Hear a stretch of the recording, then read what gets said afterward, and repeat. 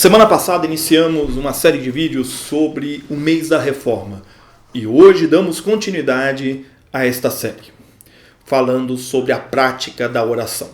Se eu fosse tão dedicado à oração quanto o cachorro de Peter Weller se entrega à comida, hoje mesmo minhas orações seriam capazes de trazer o dia do juízo.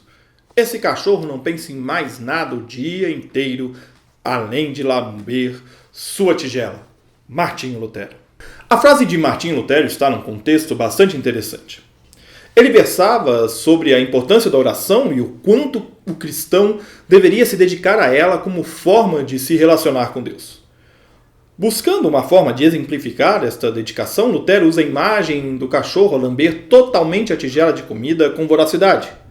Essa dedicação a fazer o que se tem prazer é o que faz Lutero proferir sua frase, que é um desafio a nós, para que nós nos apaixonemos de tal forma pela oração que seríamos capazes de contemplar o que o nosso coração mais deseja, a volta de Cristo, aqui posto como o dia do juízo.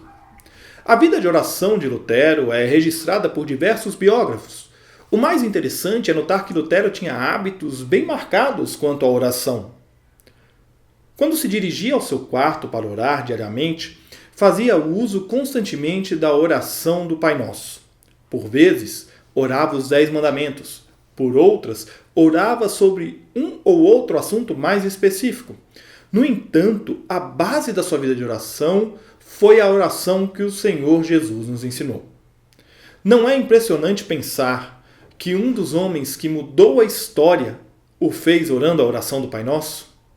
Uma oração que muitos reclamam quando feita semanalmente em nossas igrejas, chamam de repetição mecânica, reza, não a praticam por puro preconceito. Muitas vezes fui levado à oração pela irresistível convicção de que este era o único lugar para onde podia ir. Martinho Lutero. Interessante notar que Lutero considerava a oração um lugar para onde se deve ir. Isso nos coloca diante da verdade bíblica que Jesus nos ensinou de buscar um lugar, um quarto para conversarmos com Deus. É como se Lutero estivesse nos dizendo que, diante de determinadas situações, nós somos levados diante de Deus em particular para conversarmos e nos confessarmos. A necessidade de uma conversa franca, por vezes, é urgente. Com Deus não é diferente. Ele nos chama para uma conversa em oração para nos orientar e apaziguar. É quando somos confrontados e confortados com sua graça e misericórdia. Orar é estar diante de seu Deus e Pai para conversar com Ele. Como um filho busca a orientação de seu pai, assim buscamos a orientação de Deus na oração. Mas a oração não é apenas para buscar orientação. Nela adoramos a Deus pelo que Ele fez e fará, mas principalmente pelo que Ele é. Na oração, confessamos nossos erros, louvamos a Deus e contamos nosso dia a dia, como numa conversa entre amigos. O que nos levará a um hábito constante de buscar a Deus, não na necessidade, mas por alegria e satisfação em ser filho de Deus. Retomo aqui uma pergunta feita lá atrás. Não é impressionante pensar que um dos homens que mudou a história o fez orando o Pai Nosso?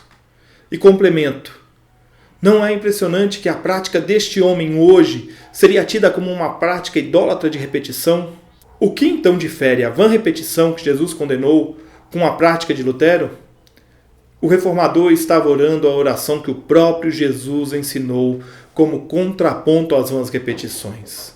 E o fazia com seu coração posto em Deus. Esta é a diferença.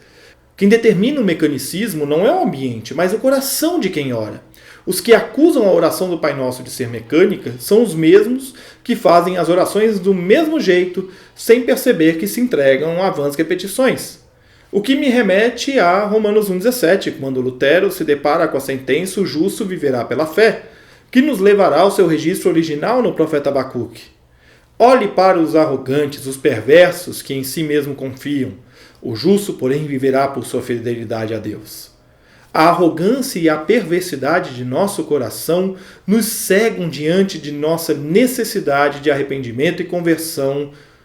A vida de oração é uma vida de constante arrependimento e conversão. Viver pela fé é ter a certeza que a vida de oração é mais que necessária para a nossa vida.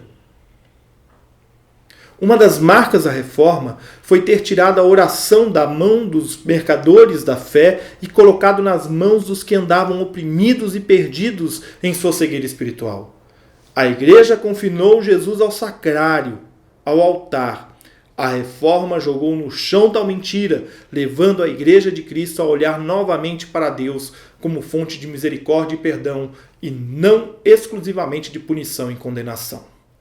A vida de oração é uma vida de contato direto com Deus. Esta verdade foi vivida pelos reformadores e é um desafio para vivermos hoje. Primeiro pilar, portanto, é a prática da oração, que nos leva ao segundo pilar, que é a vida de louvor, que nós vamos falar dele no nosso próximo vídeo, na próxima semana. Eu sou Giovanni Alecrim, pastor da Igreja Presbiteriana Independente do Brasil, e eu espero você no próximo vídeo.